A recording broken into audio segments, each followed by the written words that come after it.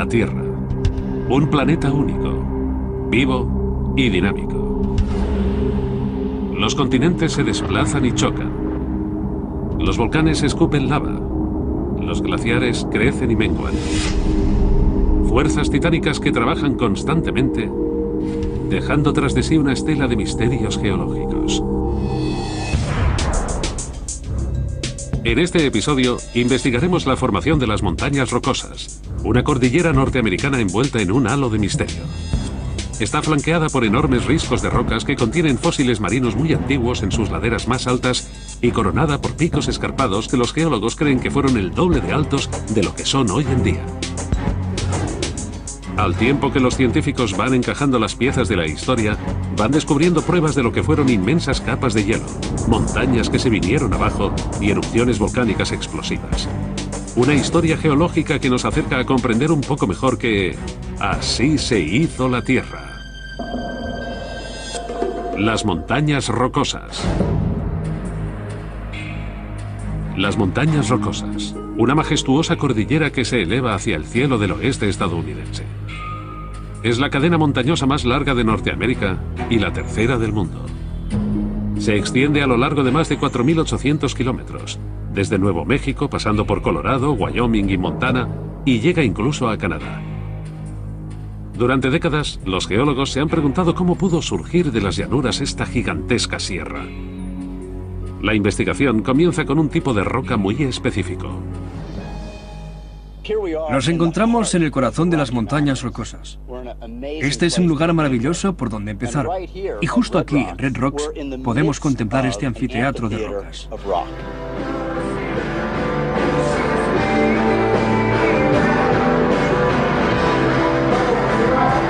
21 kilómetros al oeste de Denver, Colorado. Dos monolitos de arenisca de 90 metros de altura, más que las cataratas de Niágara, se elevan hacia el cielo en un ángulo de 45 grados. Cada uno de ellos es más alto que las cataratas del Niágara. Juntos forman el enclave de un escenario musical único en el mundo. Pero estas rocas poseen algo más que una acústica estupenda. Estas rocas narran la historia de cómo se constituyeron las montañas rocosas. La historia comienza con un misterio ubicado a 2.400 metros de altura en las Rocosas de Colorado, 96 kilómetros al noroeste de Boulder. Las rocas salpicadas por el paisaje recogen todo tipo de impresiones singulares. Hay más de 100 especies de animales marinos en este lugar, entre las que encontramos tiburones, langostas, cangrejos y unas preciosas almejas fosilizadas por toda la zona. Estos fósiles son una prueba crucial de lo que existió aquí antes de que emergieran las montañas rocosas. Estamos sentados a 2.400 metros, en plenas montañas rocosas. Por tanto, cuando se formaron estos fósiles, esta zona estaba por debajo del nivel del mar. Esta región estaba cubierta por un enorme mar interior. Existió durante más de 30 millones de años y se extendía desde Utah a Missouri y desde el Golfo de México hasta el mar Ártico. Este lugar en concreto debió de ser muy cálido, casi tropical. Sería muy similar a las playas de Florida o algún sitio así. El clima cálido atrajo a una criatura única que dejó tras de sí unas enormes huellas redondas en las rocas. Estos fósiles tendrán un papel fundamental en la investigación. Este fósil de aquí es un ejemplar gigante de amonites. Este animal, de concha en espiral, es pariente de los calamares que conocemos hoy en día. Sus parientes más cercanos en la actualidad son los calamares, los pulpos, los nautiloideos y animales parecidos. Dentro de este gran caparazón, el animal vivía en este extremo y sus tentáculos colgaban por aquí. Se trata de un ejemplar muy destacable, del tamaño de una rueda de camión, lo cual es increíble, porque la mayoría de amonites no son tan grandes. Los científicos no han encontrado en ningún otro lugar del mundo un mayor número de estas criaturas prehistóricas que aquí. Miller ha elaborado su propia teoría acerca de por qué llegaron hasta esta región en semejante cantidad. Creemos que este fósil en particular perteneció a una hembra, porque el tamaño de los machos es mucho menor que el de las hembras. Si echamos un vistazo a los fósiles que tenemos a nuestro alrededor, descubrimos un amonites macho, este pequeño de aquí. No hay más que comparar el tamaño de uno con el de otro para percibir la diferencia. La mayor parte de los amonites que encontramos en este paraje son enormes. Así que pensamos que se trata de hembras que vinieron hasta aquí para desovar y murieron después de hacerlo. Cuando se extinguieron los amonites, el mapa de Norteamérica era totalmente distinto. Al norte, las montañas rocosas canadienses ya existían. Al sur, las rocosas estadounidenses aún no habían crecido. La fecha de la extinción de los amonites es clave para saber cuándo emergieron las montañas. Estos animales murieron hace unos 70 millones de años en plena vía marítima interior occidental, por lo que sabemos que en aquella época este lugar estaba sumergido bajo el agua. Así pues, sabemos también que las rocosas surgieron de esa vía marítima en algún momento después de esa fecha. Hoy en día, lo único que queda de aquel fondo marino son los restos fosilizados en las alturas de las Rocosas de Colorado. Ahora, los geólogos debían averiguar qué provocó la elevación del fondo marino. La investigación se desplaza hasta estos riscos de rocas que flanquean las montañas rocosas justo a las afueras de Denver, Colorado. Se los conoce como las Flatirons, tablas de planchar, y son parte de la misma formación que constituyó el anfiteatro de Red Rocks. Estos bloques de rocas son especiales porque contienen agujeros. Unos agujeros que hacen de los Flatirons un lugar muy atractivo, tanto para alpinistas como para geólogos. En las Flatirons encontramos unos huecos para las manos fantásticos para la escalada. En algunos casos, estas hendiduras se han formado por las piedras del interior de las rocas o por las zonas de material blando que se desprende fácilmente con la erosión, como el esquisto o el cieno. Estas capas se caen y dejan una abertura perfecta para meter las manos, haciendo de la escalada una experiencia maravillosa. Estos agujeros son la clave para comprender cómo se formaron estas extrañas tablas de planchar inclinadas. Las propias capas, los distintos tamaños de vetas en las capas, el cieno, la arena, las piedrecitas, todo esto nos revela que se trata de rocas sedimentarias. Los sedimentos se forman en el agua cuando la arena y trocitos pequeños de roca se depositan en el fondo. Con el paso de millones de años, se comprimen y forman capas de roca. Examinándolas más en detalle, Lester puede averiguar más datos acerca del entorno en el que se formaron. Estas rocas no se depositaron en una situación sedimentaria cualquiera, sino que lo hicieron en ríos capaces de transportar objetos grandes y de romperlas al chocar contra ellas. Las capas de arena y grava formaron un grueso lecho sedimentario, como si de un pastel se tratara. Pero normalmente los depósitos de los ríos apenas tienen unos grados de inclinación. Las capas de las rocas de las Flatirons que hay detrás de mí tienen 60 grados de inclinación. Algo provocó la inclinación de estos enormes riscos. La investigación se desplaza 16 kilómetros al noreste, hasta la montaña Flagstaff, situada a las afueras de las Rocosas de Colorado. Me encuentro junto a una tabla de planchar en miniatura. Al igual que las Flatirons, está inclinada unos 60 grados. Está muy empinada. ¿Cómo llegó a esta situación si se trataba de un depósito de gravilla de un río? Es granito y tiene un aspecto totalmente distinto a la roca plana que tiene encima. Esta roca no tiene capas, como sucede en las Flatirons, y tampoco contiene piedrecitas pequeñas en su interior, como es el caso de las que hemos visto anteriormente.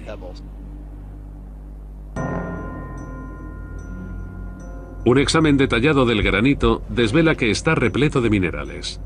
Esto arroja más luz acerca de cómo emergieron las rocosas. Aquí tengo un trozo de granito. Si lo observo, distingo cuarzo y feldespato, y también un poco de mica, muy característico de las rocas procedentes del magma, roca fundida que se han enfriado. Entre otros minerales también contiene hierro, el responsable del color oscuro de la roca. La cantidad exacta de hierro sirve a los científicos para averiguar a qué profundidad se formó la roca. Llevamos esta piedra al laboratorio y la sometimos a diversas pruebas químicas. No solo determinamos que se enfrió y cristalizó a gran profundidad, sino que también calculamos que lo hizo a unos 24 kilómetros de profundidad. pero ahora está en la superficie. ¿Cómo llegó hasta aquí? Se elevó cuando emergieron las montañas rocosas y al hacerlo, fijaos lo que provocó en las Flatirons.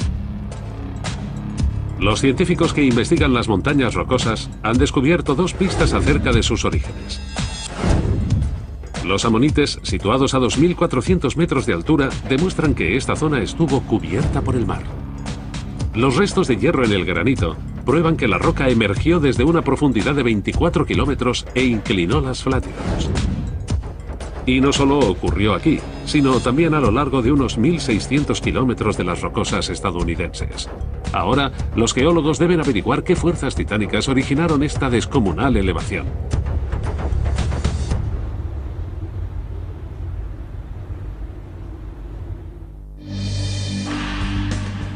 Hace 100 millones de años, la mayor parte de Norteamérica estaba cubierta por un enorme mar interior. Hace 70 millones de años, el mar fue desapareciendo y las montañas rocosas comenzaron a emerger, formando una cordillera extraordinaria. Los científicos que intentan encajar las piezas de su pasado geológico tienen que resolver el misterio de cuál fue el causante de su elevación. La fuerza responsable de elevar semejantes montañas debió de tener una escala universal. Los geólogos creen que esta fuerza procedía de las placas tectónicas. La corteza terrestre se compone de una serie de placas entrelazadas que están en continuo movimiento. A lo largo de millones de años, estas placas han chocado y se han separado, dando paso a continentes nuevos y a fenómenos geológicos en todo el mundo. Las montañas rocosas se formaron cuando dos de estas placas chocaron entre sí en la costa oeste americana. Sabemos que en el momento en el que se elevó este granito en el margen oeste de Norteamérica, la corteza oceánica y la placa oceánica estaban introduciéndose bajo la placa norteamericana y lo hacía a gran velocidad. Por lo tanto, estaba transfiriendo una gran tensión al interior del continente. Cuando ambas placas se desplazaban la una contra la otra, comprimieron la corteza.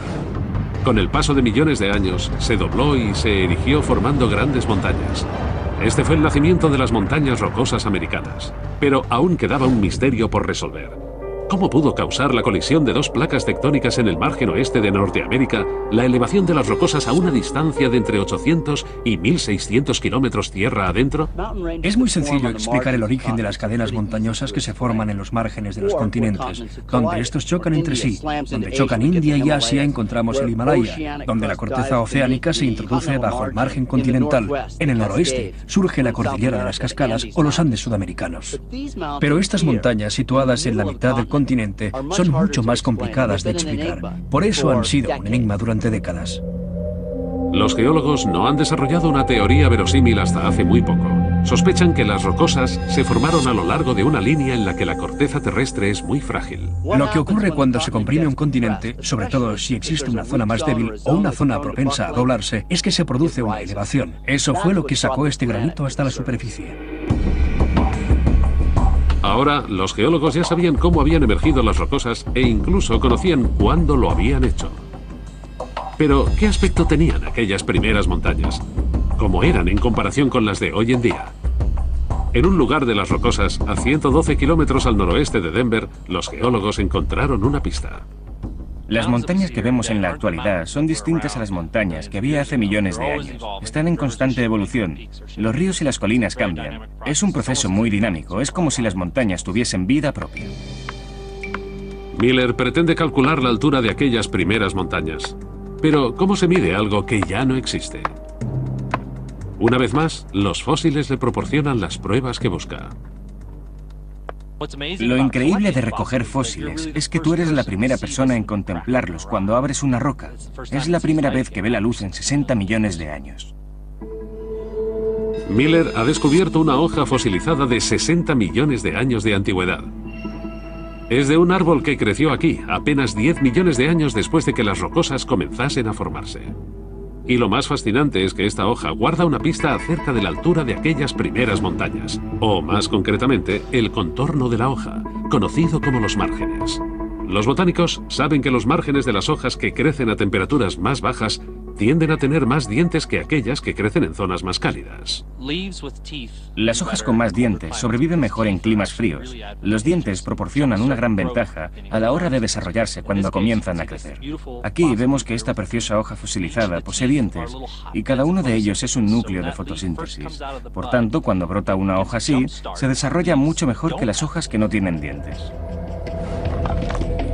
Miller aprovecha esta información para averiguar la altura de las jóvenes montañas rocosas. Mediante una técnica simple pero eficaz, compara el número de hojas que tienen dientes y las que no tienen. Si vas a una región en particular y recoges ejemplares de hojas de todos los árboles que crecen en ella y comparas el número de especies que tienen dientes con el número de especies que poseen un margen menos dentado, puedes hacerte una idea de cuál era la temperatura en la que crecieron. Así, cuanto mayor sea la proporción de plantas con márgenes dentados en comparación con las hojas de márgenes más lisos, más frío es el clima del lugar y a menor temperatura, mayor altura de las montañas. Si nos subiésemos a un globo aerostático y ascendiésemos a la atmósfera, la temperatura iría bajando de forma previsible. Por cada kilómetro que ascendemos, la temperatura baja alrededor de 4 grados centígrados. Por lo tanto, si sabemos el factor de cambio con respecto a la elevación, podemos calcular la elevación de las montañas a partir de la temperatura. Para calcular la altura de las primeras montañas, Miller debe comparar las muestras de dos zonas distintas. Una de la base de la montaña y otra de la cima. Los fósiles encontrados en la base de las rocosas más próximas a la ciudad actual de Denver guardan una historia increíble. Estas hojas son tremendamente similares a las de las plantas que crecen hoy en día en los trópicos. Cuando emergieron las rocosas, la zona de Denver estaba cubierta de bosques tropicales y subtropicales. Aquí había palmeras, cícadas y canópeas como las que encontramos hoy en día en los trópicos. Aquí arriba había un bosque de un aspecto muy similar a los que crecen en Carolina del Norte y del Sur, en la costa este de Estados Unidos. Al comparar las hojas fosilizadas de la cima de la montaña con las de hojas fosilizadas de los pies de la montaña, Miller llega a una conclusión sorprendente. Las hojas fosilizadas que hemos encontrado aquí arriba son en su mayoría dentadas en comparación con las de Denver, que poseen un margen más liso. Las de Denver crecieron en un clima con una temperatura media de unos 24 grados centígrados. Las hojas que crecieron aquí en lo alto lo hicieron en un clima de unos 10 grados. Sabemos que la temperatura varía según la altura, lo que significa que cuando se depositaron los fósiles de las hojas, este lugar estaba a 1.600 metros sobre Denver. Hoy en día apenas se encuentra a 800 metros. Hace 60 millones de años, estas montañas eran el doble de altas que hoy en día. Después de emerger del mar, las rocosas necesitaron 10 millones de años para crecer. Hace 60 millones de años alcanzaron unos espectaculares 8.500 metros, equiparables al Himalaya actual.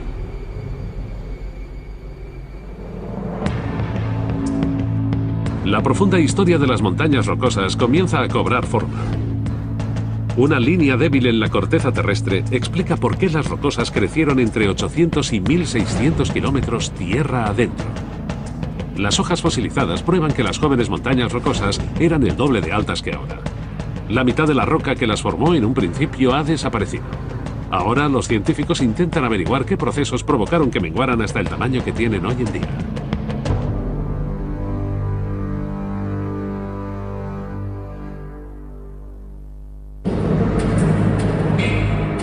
Hace 100 millones de años, un enorme mar interior cubría la zona en la que actualmente se elevan las rocosas americanas. Aquel mar desapareció hace 70 millones de años, cuando las rocosas comenzaron a surgir. Hace 60 millones de años, las montañas rocosas alcanzaron su plenitud, elevándose hacia el cielo a más de 8.500 metros de altura, como el Himalaya.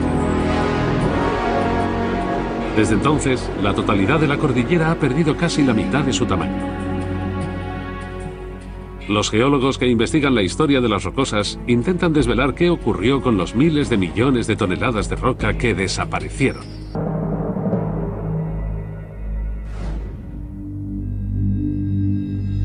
La investigación comienza con un misterio en las montañas de Owl Creek, en las rocosas de Wyoming. A estas montañas las atraviesa un río que ha formado un profundo cañón. El río Wind es desconcertante. Eligió trazar su rumbo a través del corazón de una gran cordillera montañosa. un comportamiento anormal en los ríos, que normalmente eligen la ruta más sencilla, que es montaña abajo. Pero este río atravesó una gran masa de montañas, lo cual ha sido un misterio desde que los primeros geólogos llegaron a esta región.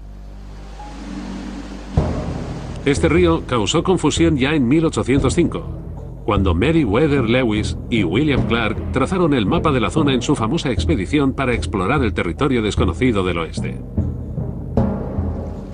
Cuando llegaron a la región de las montañas de Owl Creek, dieron por sentado que había dos ríos.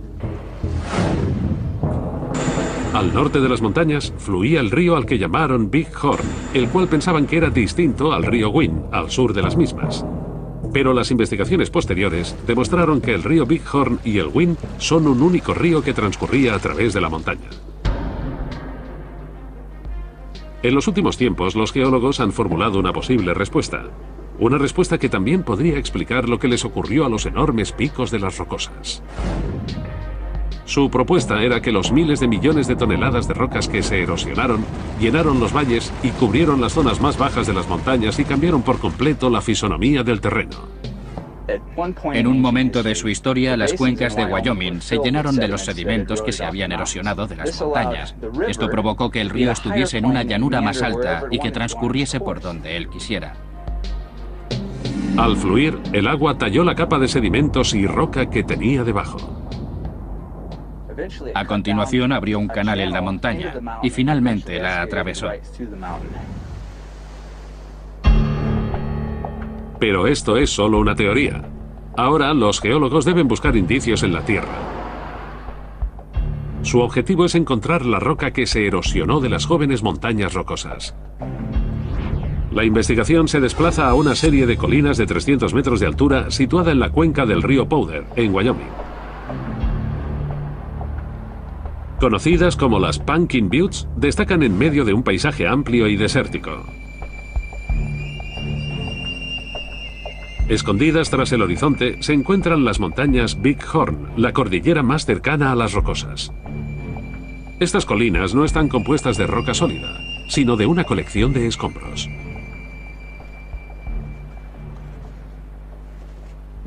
Esta roca que encontramos en las cimas de las Pumpkin Buttes de Wyoming es granito, y el granito más cercano a esta zona está en las montañas Big Horn, a unos 150 kilómetros al oeste.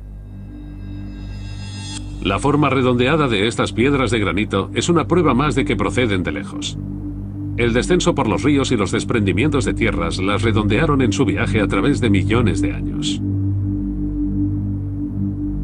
Este ha sido un paso crucial en la búsqueda de las rocas que desaparecieron de las jóvenes rocosas. Estas rocas y cantos se desprendieron de las montañas Big Horn y llenaron la cuenca hasta un nivel de al menos 300 metros, precisamente la altura de las Pumpkin Buttes. Las Pumpkin Buttes son únicas, porque este era el nivel de la superficie de la cuenca que había aquí. El resto se ha ido erosionando con el tiempo, 300 metros de sedimento de la cuenca que vemos hoy en día. Pero los escombros descubiertos aquí no están lo suficientemente cerca de las montañas de Owl Creek como para haberlas cubierto. McLaughlin viaja a Darton's Peak, 160 millas al oeste de las montañas Big Horn. Una montaña de 2.700 metros de altura encuentra escombros graníticos extraordinariamente similares a los de Pumpkin Buttes. Ellos también proceden del corazón de las montañas rocosas. El corazón de las montañas rocosas está compuesto en su mayoría por granito, como el que vemos aquí. Estas piedras de las montañas Big Horn han llegado hasta aquí rodando y se han redondeado en su camino hasta crear estas rocas y cantos más pequeños. Esta es una prueba irrefutable de que los cantos que se erosionaron de las rocosas llenaron las cuencas y los valles hasta una altura de al menos 2.700 pies, enterrando poco a poco las montañas bajo sus propios escombros. Donde un día se alzaron las imponentes rocosas, ahora no había más que una llanura gris y estéril donde apenas asomaban unos picos de las antiguas montañas. En otras cordilleras también se ha producido el mismo proceso. Hay pruebas de que los Alpes también quedaron reducidos a la mitad por culpa de la erosión. Los científicos encontraron en su base colinas formadas a partir de miles de millones de toneladas de roca que se desprendieron y disminuyeron su altura. Pero la historia de la erosión de las rocosas aún no había llegado a su fin. Después de que la erosión transformase el paisaje en un campo de escombros gris, se produjo otro cambio. Esta capa que cubre los escombros así lo demuestra. Es muy ligera, de grano muy fino. De hecho, es ceniza volcánica. Como podéis ver, está compuesta de sedimentos de grano muy fino en comparación con esta roca compuesta de grandes trozos de piedra. Está asentada justo encima de este bloque y en horizontal, debido en gran medida a la lluvia de ceniza. Esta ceniza tan fina indica que se produjeron enormes erupciones volcánicas en las proximidades. Escupieron densas nubes de aire caliente, cenizas y rocas volcánicas que se depositaron sobre el suelo. Las pruebas de carbono para determinar su edad establecieron que esto ocurrió hace 25 millones de años. La ceniza se depositó al caer del cielo. La mayor parte procedía del oeste y se depositó en las cuencas de Wyoming. Después de que las rocosas de menor tamaño quedaran cubiertas por sus propias rocas, la ceniza volcánica se depositó sobre ellas y cubrió la zona con un grueso manto blanco.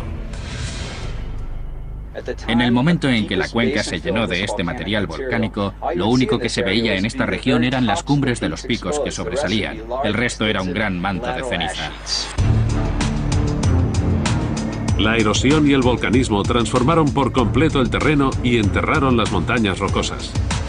Pero después, con el paso de millones de años, los ríos limpiaron la roca erosionada. Se cree que la mayor parte de los escombros acabó en los ríos Missouri y Mississippi, que más tarde los transportaron al mar. Lo que quedó fueron las montañas que vemos hoy en día. Esto también confirmó la teoría que tenían los geólogos acerca de la formación del cañón del río Wind. La enorme cantidad de rocas enterró las montañas de Owl Creek. El río Wind fluía por la parte superior y comenzó a excavar la montaña hasta crear el cañón actual.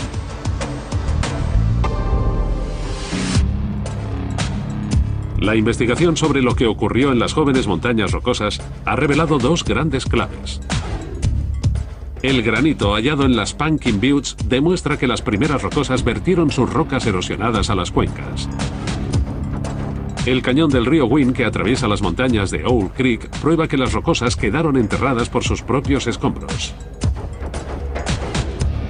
Las imponentes rocosas habían quedado reducidas a apenas la mitad de su tamaño original. Pero la historia no había acabado todavía.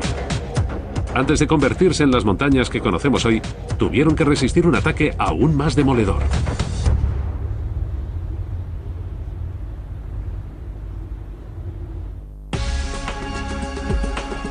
Hace 70 millones de años, este gran mar interior desapareció y las montañas rocosas emergieron de su fondo. Hace 60 millones de años alcanzaron su altura máxima, el doble de la actual. Después, y durante millones de años, las rocosas fueron erosionándose hasta quedarse reducidas a la mitad de su tamaño original. Hasta que hace 3 millones de años se originó otro episodio dramático en su historia, que las transformaría en las montañas que conocemos hoy en día.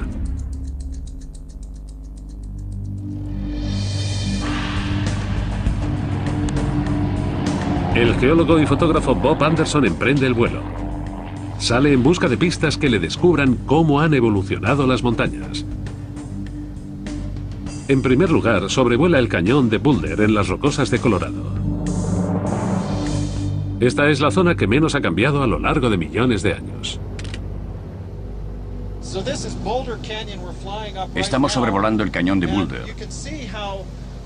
Aquí vemos cómo el río ha incidido unos 300 metros en otro terreno relativamente ondulado.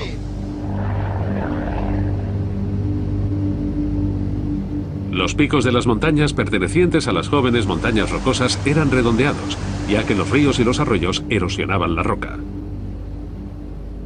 Este terreno ondulado es muy similar al paisaje resultante del fenómeno que dio lugar a estas montañas y que finalizó hace unos 50 millones de años.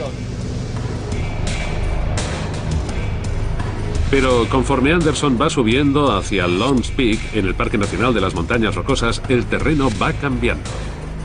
En lugar de colinas redondeadas, encuentra montañas escarpadas con precipicios abruptos y recortados, lo cual demuestra que aquí ha intervenido otra fuerza.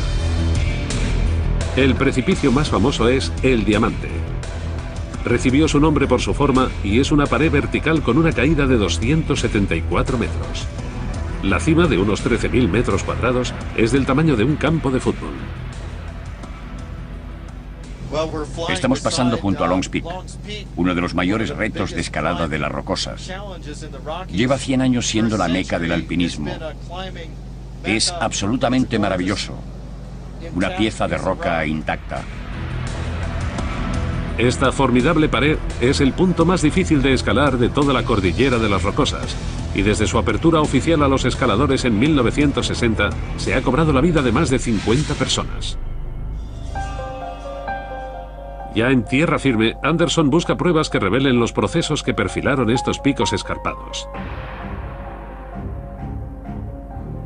En la ladera de una montaña encuentra unas misteriosas rocas de gran tamaño que salpican todo el suelo del valle.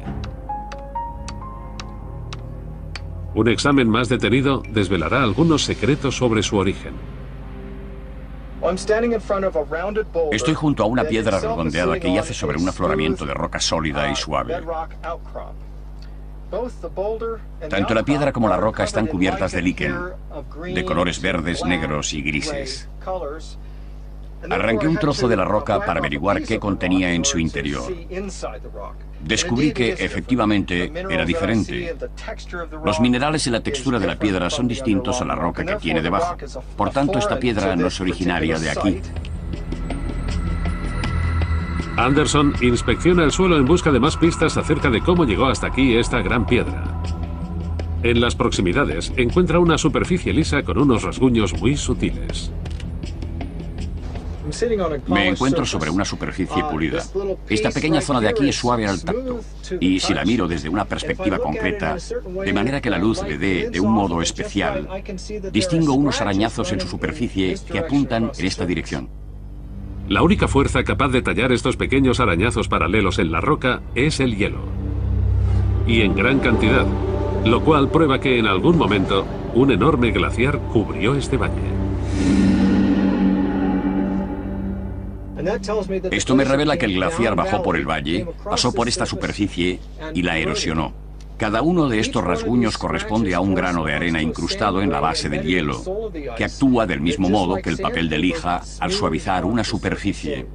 Por tanto, han sido miles de millones de granitos de arena los que han ido erosionando esta superficie a lo largo de miles de años. Cuando los glaciares bajaban por los valles, iban recogiendo piedras y arena. El hielo presionaba estas herramientas cortantes contra el suelo con la fuerza de 1000 camiones de basura cargados hasta arriba. Dejó marcas por todas las montañas rocosas hasta 300 metros de altura. Esto demuestra que una gigantesca pared de hielo cubrió esta parte de las rocosas y perfiló las montañas. El hielo cortó la roca de las paredes del valle y dejó tras de sí acantilados escarpados y picos abruptos.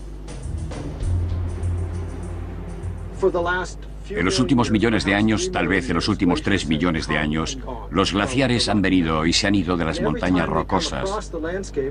Y cada vez que ocupaban el paisaje eran capaces de erosionarlo a un ritmo de apenas unas fracciones de milímetro al año.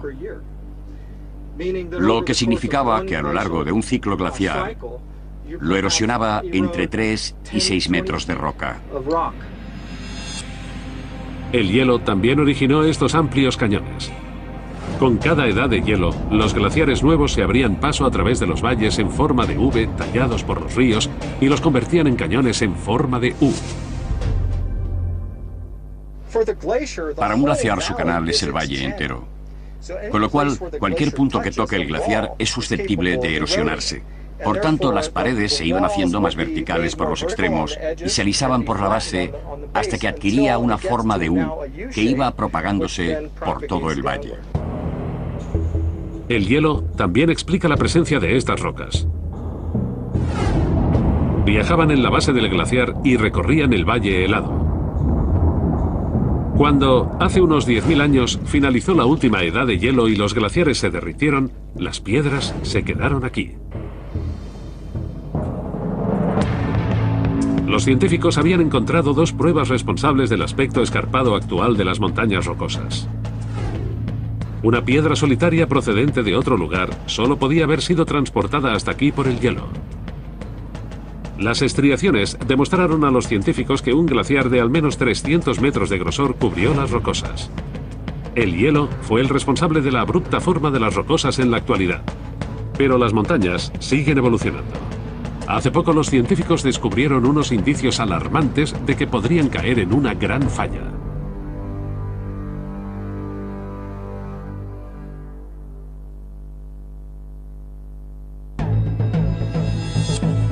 Durante los últimos 70 millones de años, la compresión, la erosión y el hielo han esculpido las montañas rocosas hasta su aspecto actual. Pero la geología que creó esta impresionante cordillera montañosa posee también el potencial suficiente como para destruirla. Durante los últimos 25 millones de años, se ha ido abriendo una falla gigantesca en el extremo sur de las montañas rocosas. Se extiende por un área superior a 257.000 kilómetros cuadrados y se le conoce como el Valle de Río Grande. Los geólogos están ansiosos por descubrir cómo podría afectar este valle gigantesco al futuro de las montañas rocosas. Encontraron la primera pista en San Isidro, en Nuevo México, al norte de Albuquerque. La región está dominada por una roca brillante, amarilla y porosa llamada travertina. Curiosamente, los geólogos creen que esta roca se forma a partir del agua.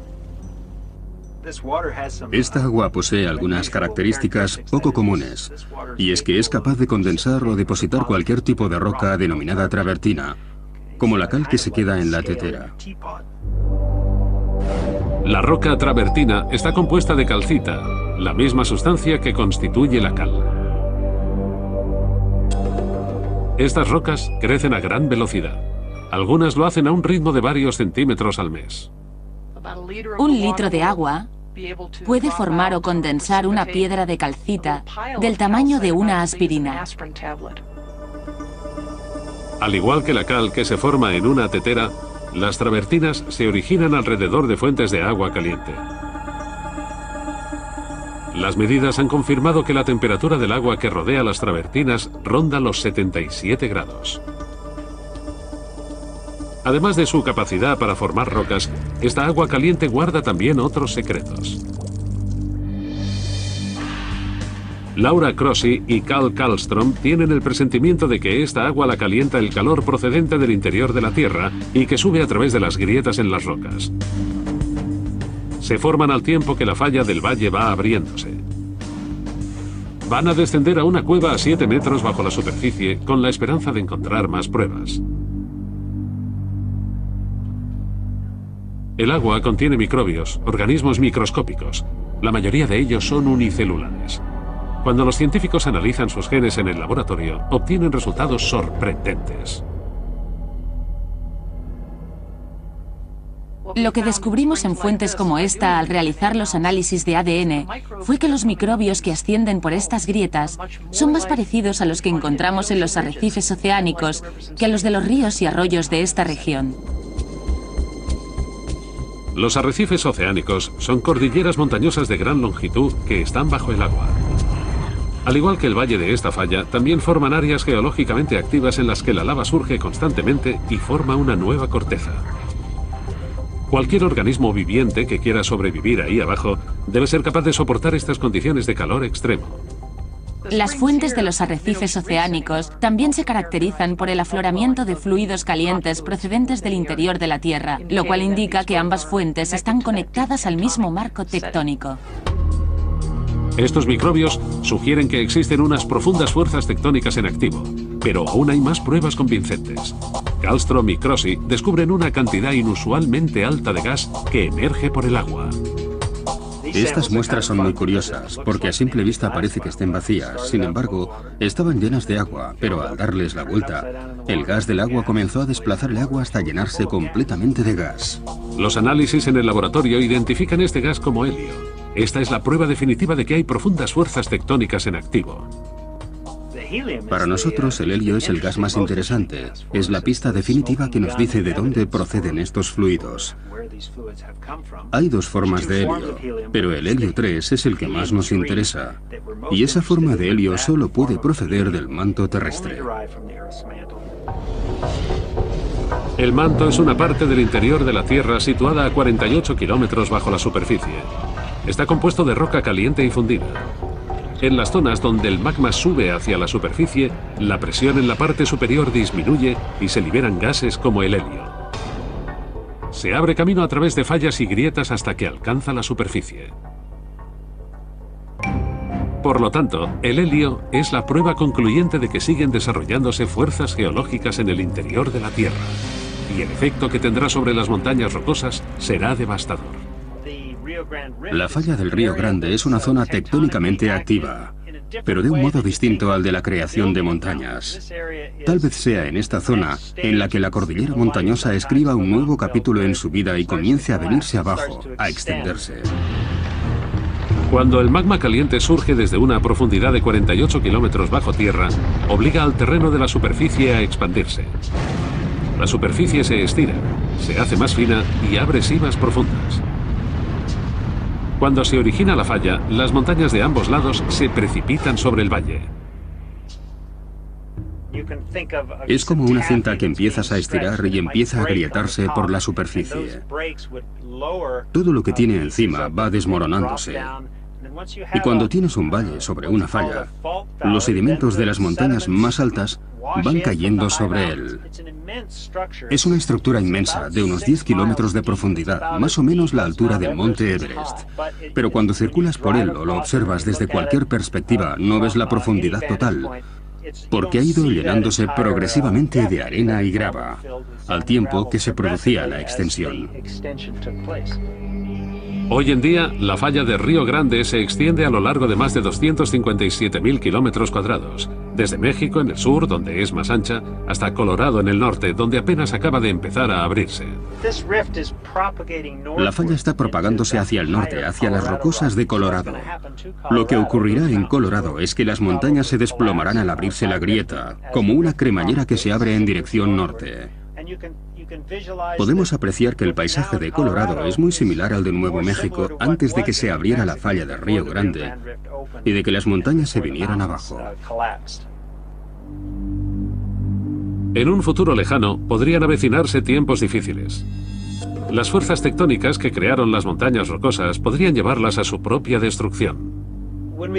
Si pensamos en las grandes fallas continentales de África Occidental y Río Grande, surge la pregunta de si el continente se partirá por ahí. Si la grieta provocará que los habitantes de Nuevo México pasen a primera línea de playa. Es una cuestión que interesa tanto a los agentes inmobiliarios como a los geólogos. La formación de las montañas rocosas es una historia fascinante.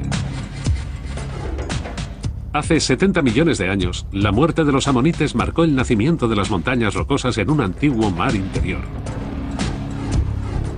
Hace 60 millones de años crecieron hojas con márgenes dentados en unas montañas el doble de altas que las actuales.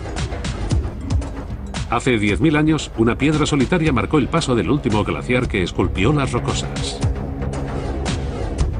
Y el helio descubierto en el valle de Río Grande demuestra que las profundidades de este territorio siguen en activo.